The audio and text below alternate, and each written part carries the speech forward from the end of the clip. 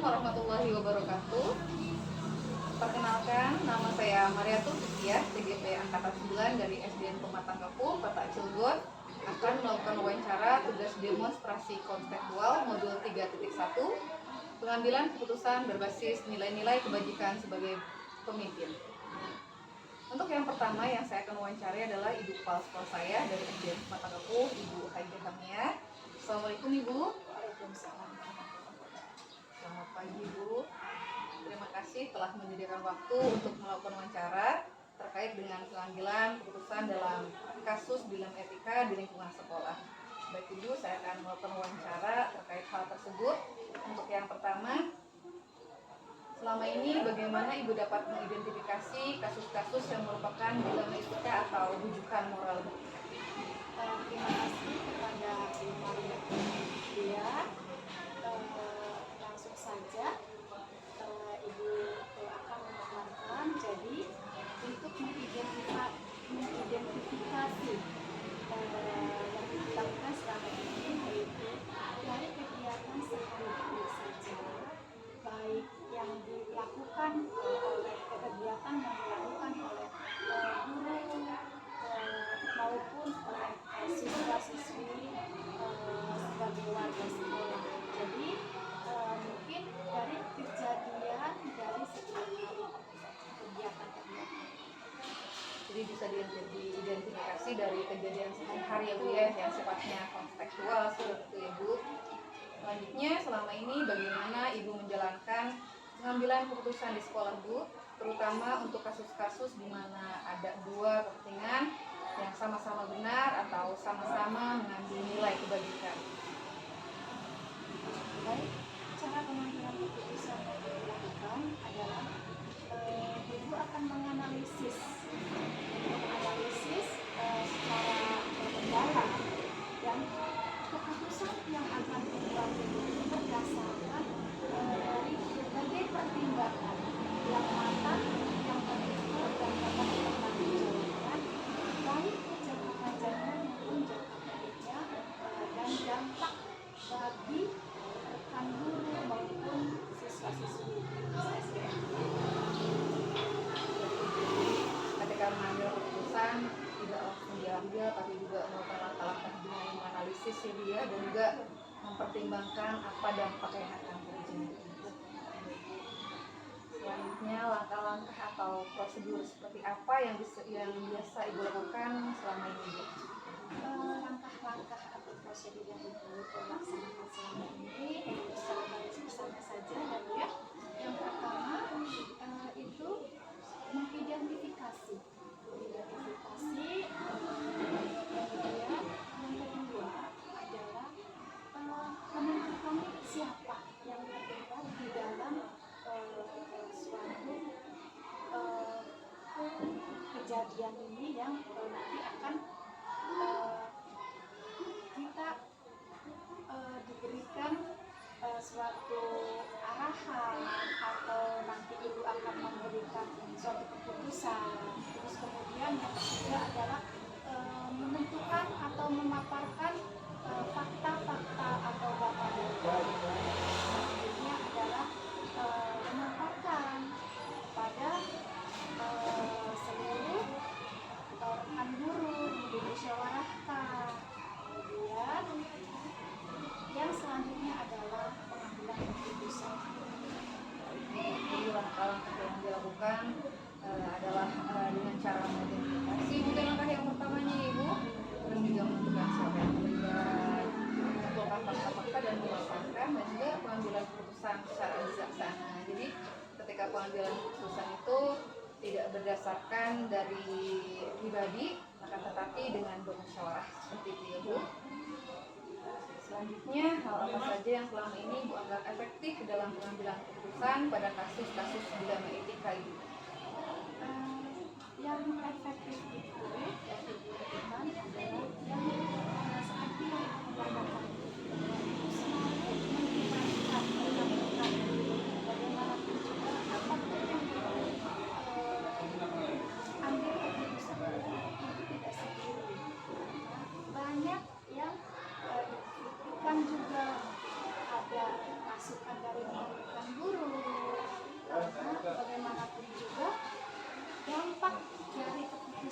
ibu ambil itu harus dipikirkan juga. Sangat luar biasa Ibu, jadi pemikiran-pemikiran yang terbuka, jadi pemikiran yang grow mindset, jadi memberikan kesempatan kepada guru-guru untuk memberikan masukan, sehingga keputusan yang diambil itu keputusan yang sangat bijaksana. Hal-hal apa saja yang selama ini merupakan tantangan Ibu, tantangan dalam pengambilan keputusan pada kasus dilema etika Ibu? Tantangannya itu ya seperti yang ibu tampakkan sebelumnya itu ya. Jadi tantangan itu pada diri sendiri, karena bagaimanapun juga kita harus mengedepankan humanisme dalam pengambilan keputusan. Karena bagaimanapun juga kita menempatkan diri kita, jikalau kita dalam posisi yang dilema etika itu. Jadi adanya rasa empati juga pada rekan sesama guru seperti itu ya Bu. Jadi kadang fight juga ketika mengambil keputusan antara diri sendiri ya Bu. Sehingga rasa kemanusiaan itu ya paling dikedepankan seperti itu. Luar biasa ya Bu. Selanjutnya, apakah Ibu memiliki jadwal tertentu dalam sebuah penyelesaian kasus dilema etika Ibu? Apakah Ibu akan langsung menyelesaikan di tempat atau memiliki sebuah jadwal untuk menyelesaikannya, bentuk atau prosedur seperti apa yang sudah Ibu jalankan? Yang selama ini dilakukan itu mungkin kalau di program kepala sekolah itu secara inklusif ada, tetapi secara tertulis bahwa untuk menyelesaikan kasus ini itu tidak secara mendetail, tetapi ibu lakukan secara kondisional saja atau situasional saja, karena yang kita harapkan dalam kegiatan sehari-hari itu tidak terjadi hal-hal yang menimbulkan dilema. Tetapi jikalau itu terjadi ada dilema yang harus kita mengambil keputusan, nah itu seperti itu tadi, kondisional dan langkah-langkah yang ada seperti ditetapkan identifikasi, kemudian siapa yang terlibat, kemudian menentukan fakta-fakta, menentukan fakta-fakta, menentukan dan baru mengambil keputusan. Luar biasa ini Bu, jadi pengambilan yang keputusan yang diambil jadi tidak tertulis langsung. Kalau program di kepala sekolah ada, tapi kalau untuk secara sehari-hari mungkin itu kondisional, tapi pada saat pengambilan keputusan menggunakan teknik 9 langkah pengambilan keputusan. Baik Ibu, selanjutnya adakah seseorang atau faktor-faktor apa yang selama ini mempermudah Ibu atau membantu Ibu dalam pengambilan keputusan dalam kasus dilema etika ini Bu? Itu faktor-faktor yang mempermudah Ibu dalam pengambilan keputusan. Tadi bahwa seperti apa ya tadi Ibu paparkan tadi, jadi Ibu selalu melibatkan rekan-rekan guru, warga sekolah dalam pengambilan keputusan. Nah kemudian dari rekan-rekan guru ada, kemudian Ibu tidak menutup untuk masukan, ya, karena bagaimanapun juga Ibu dalam mengambil keputusan itu tidak sendiri, karena di sini kita pikirkan juga dampak yang akan berlaku jika Ibu mengambil keputusan A atau B seperti itu. Jadi tidak merugikan baik untuk rekan-rekan maupun untuk siswa-siswa, apalagi untuk masyarakat. Yang membantu ini otomatis adalah rekan-rekan guru di sekolah seperti itu Ibu. Jadi keterlibatan guru ini sangatlah penting dan juga selalu terbuka dengan masukan dari rekan-rekan guru, sehingga ketika mengambil keputusan tidak ada orang yang dirugikan, semuanya sama-sama mendapatkan keputusan yang bijaksana. Selanjutnya Ibu, dari semua hal yang dapat Ibu ambil nih Bu dari pengalaman Ibu mengambil keputusan dari kasus dilema etika ini Bu? Nah, yang dapat Ibu sebagai pembelajaran yaitu di sini dalam pengambilan keputusan itu harus tegas, adil, tidak merugikan salah satu pihak. Jadi kemudian kita memposisikan diri kita, karena kita selalu mengedepankan humanisme, memposisikan kita bagaimana kalau kita di posisi dan kita juga ingin diperlakukan dengan baik. Sampai bergetar ketika mendengar kata-kata tegas dan adil. Sungguh sangat luar biasa ini Ibu. Wawancara hari ini banyak sekali manfaat yang saya ambil Ibu. Terima kasih banyak Ibu. Sekali lagi terima kasih banyak. Mudah-mudahan memberikan manfaat. Sukses terus untuk Ibu.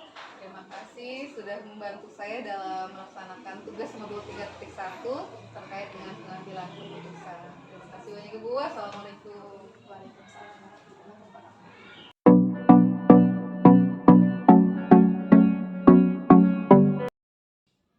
Baiklah, untuk wawancara yang kedua saya akan mewawancarai Bapak Judi dari Kepala Sekolah MTS Pekalongan. Assalamualaikum Bapak. Waalaikumsalam, Ibu Mariatul Ikhtiar. Selamat siang Pak. Selamat siang. Ada yang bisa saya bantu dengan Ibu Mariatul Ikhtiar? Iya Pak. Terima kasih telah menyediakan waktu untuk melakukan wawancara Pak. Jadi saya akan mewawancarai Bapak terkait dengan pengambilan keputusan dalam kasus-kasus dilema etika di lingkungan sekolah Bapak. Terima kasih. Baik Pak, untuk selanjutnya saya akan memberikan beberapa pertanyaan kepada Bapak terkait dilema etika. Jadi bagaimana Bapak dapat mengidentifikasi kasus-kasus yang merupakan dilema etika atau rujukan moral? Kasus-kasus untuk dilema etika atau bujukan moral yang terjadi atau yang sudah sering terjadi di lingkungan pendidikan itu harus kita atasi dengan secara bersama-sama, karena memang kasus-kasus seperti ini sudah bermunculan di setiap satuan pendidikan. Oleh karena itu, ya kita harus segera mengambil sikap agar segera dapat teratasi dari permasalahan-permasalahan tersebut. Jadi cara mengidentifikasinya bisa dilakukan secara bersama-sama ya Pak ya. Untuk selanjutnya, ketika Bapak menghadapi dilema etika itu Pak, bagaimana Bapak menjalankan pengambilan keputusan di sekolah Bapak, terutama untuk kasus-kasus di mana ada dua kepentingan yang sama-sama benar atau sama-sama mengandung nilai kebajikan, sehingga mungkin itu membutuhkan pertimbangan yang cukup tinggi lagi Pak. Kasus-kasus yang muncul yang jelas itu kita tetap harus diambil keputusannya itu secara bijak. Walaupun keputusan secara bijak itu harus kita ambil, itu juga harus mempertimbangkan beberapa kriteria, ya, diantaranya mengklarifikasi dari beberapa permasalahan yang muncul sehingga kita betul-betul dapat mengetahui secara jelas dari kasus-kasus yang muncul tersebut. Oleh karena itu, kita dengan unsur-unsur sekolah yang terkait di dalamnya bekerja sama supaya ada keputusan yang dapat diambil dan dapat dipertanggungjawabkan, yang pada akhirnya kasus itu dapat terselesaikan dengan secara baik. Luar biasa Pak. Jadi adanya klarifikasi juga ya Pak, dan juga adanya kolaborasi antar guru ketika kasus tersebut terjadi ya Pak. Dan selanjutnya apakah ada prosedur seperti apa yang biasa Bapak lakukan selama ini untuk mengatasi masalah tersebut Pak? Kalau berbicara masalah prosedur dari pengambilan keputusan itu, ya itu harus ada, ya. Karena segala sesuatu memang tanpa prosedur itu maka tidak akan menghasilkan sesuatu yang baik. Ya. Jadi kita betul-betul harus membuat sesuatu rencana, kemudian juga kita menghadirkan beberapa unsur ya dari adanya kasus yang di dalamnya itu muncul, sehingga kita benar-benar menyikapi suatu masalah itu dengan secara bijaksana. Itu memang harus ya, harus dengan prosedur yang matang. Apalagi Bapak sebagai pimpinan itu bertanggung jawab sepenuhnya. Itu yang barangkali ada di antara permasalahan di satuan pendidikan itu sering ya, itu sering terjadi. Yang sering terjadi apa? Jadi pada saat melakukan prosedur ini, langkah yang paling sering digunakan adalah dengan merencanakan, mengatur rencana agar nanti memberikan dampak yang positif seperti itu ya Pak. Betul. Setelah prosedur tadi Pak, menurut Bapak selama ini Bapak anggap efektif dalam pengambilan keputusan pada kasus-kasus dilema etika itu hal-halnya apa saja Pak? Yang menurut Bapak itu dianggap efektif? Yang dianggap efektif itu kita sebetulnya menemukan suatu identifikasi masalahnya dulu. Sumbernya dari mana, kemudian kita mencari referensi yang betul-betul menjadi bukti bahwa kasus itu memang tidak akan terjadi kalau memang tidak ada sesuatu yang terkait di dalamnya. Jadi pastinya ada Jadi sebab ya Pak. pasti ada sebabnya ya. Karena memang di satuan pendidikan sekarang ini itu luar biasa itu bermunculan ya. Yang kita saksikan itu kadang-kadang satu hari lebih dari satu kasus, kadang-kadang tidak ada ya, tapi jelas bermunculan. Ini yang harus kita hadapi sebagai pimpinan kita ya, supaya perjalanan pendidikan yang ada di lingkungan kita juga dapat berjalan secara baik dan kondusif. Jadi dengan cara mengidentifikasi kasus-kasus tersebut juga itu memberikan referensi kepada Bapak agar kasus-kasus tersebut bisa diselesaikan secara baik ya Pak. Dan untuk selanjutnya, apakah selama ini hal-hal apa saja yang selama ini merupakan tantangan nih Pak dalam pengambilan keputusan pada kasus-kasus dilema etika Pak? Tantangannya memang banyak ya. Kita setiap menghadapi suatu masalah, baik itu dapat dilema etika ataupun moral ya, itu kita tidak mudah ya, karena anak-anak zaman sekarang itu sudah lebih pintar lagi dalam membuat satu alasan ya. Kemudian juga mungkin ada keberpihakan dari pihak lain yang mungkin dari orang tua juga ada ya. Bahkan kadang-kadang dari unsur sekolah yang terkait di dalamnya juga ada. Tantangannya itu sedikit ya. Maka kita ya dengan secara bijak melakukannya ya, supaya tantangan itu dapat terselesaikan dengan secara baik. Tidak ada keberpihakan di antara di antara yang menimbulkan, baik itu yang membuat kasus ataupun yang diajak oleh si anak ini. Demikian itu permasalahannya. Jadi memang kalau menyentuh tantangan bisa terjadi atau bisa muncul dari siswa itu sendiri ataupun dari orang tua juga ya Pak ya. Betul. Ketika mengambil keputusan akan mengambil keputusan secara adil. Jadi seperti itu ya Pak. Selanjutnya ketika Bapak mengalami permasalahan tersebut Pak, apakah Bapak memiliki sebuah jadwal tertentu untuk menyelesaikan kasus dilema etika tersebut Pak? Dalam penyelesaiannya memang sih tidak ada jadwal yang diprogramkan secara khusus ya.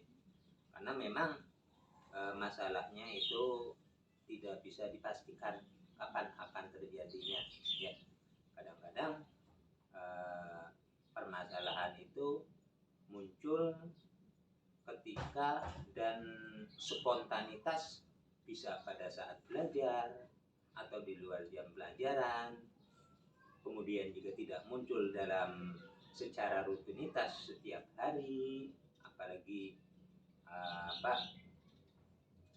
setiap minggu misalnya. Jadi yang jelas kayaknya untuk masalah penjadwalan secara rutinitasnya tidak ada. Yang penting kita itu dapat melaksanakan sesuatu penyelesaian itu dengan secara bijaksana ya, dengan kita membuat sekaligus menyatukan beberapa kasus itu dengan unsur-unsur yang ada di dalamnya. Jadi untuk jadwal tidak ada, Tidak mungkin ada, waktunya ya, memang tidak kondisional ya, seperti apa. kondisional, kita mencari sesuatu yang terbaik saja gitu.